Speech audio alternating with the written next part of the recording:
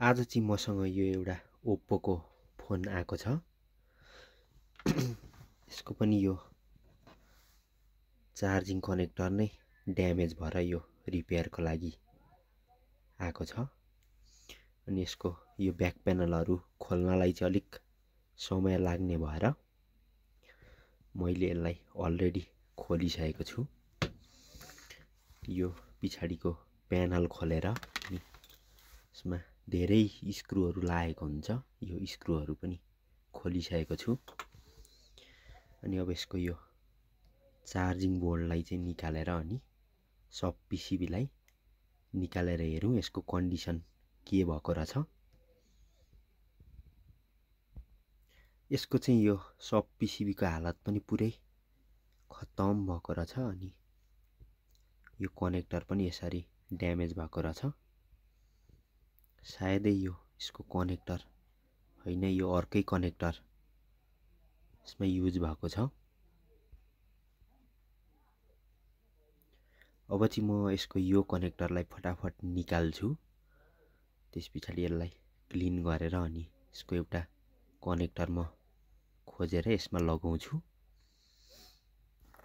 पुरै कन्डिसन यस्तो भएको छ। अनि यो चार्ज हुँदैन। पिन पनि भित्र ड्यामेज भइसकेको अवस्था छ।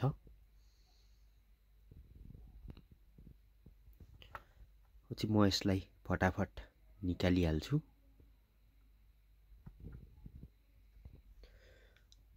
अब चाहिँ मैले यसलाई क्लिन गरिसकेको छु।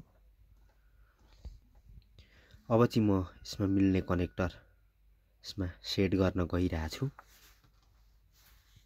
यसको कनेक्टर चाहिँ यो रहेको छ। यो कनेक्टर अब म यो सब पिसिबीमा चेन्ज गर्छु। त्यस पछाडि अनि चार्ज हुन्छ कि हुँदैन हेरौँ। अब म पहिला यो कनेक्टरलाई यहाँ फटाफट लगाएर अनि सोल्डिङ गरिहाल्छु। अब चाहिँ मैले यसमा कनेक्टर लगाइसकेका छु। अब यसको चार्जिङ टेस्ट गर्नुपर्ने हुन्छ। म यसलाई फोनमा कनेक्ट गरेर अनि चार्जिङ टेस्ट गर्छु।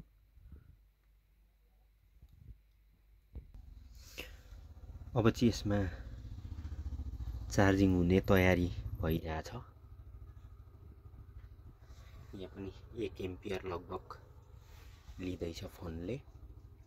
एकछिन टाइम लाग्छ।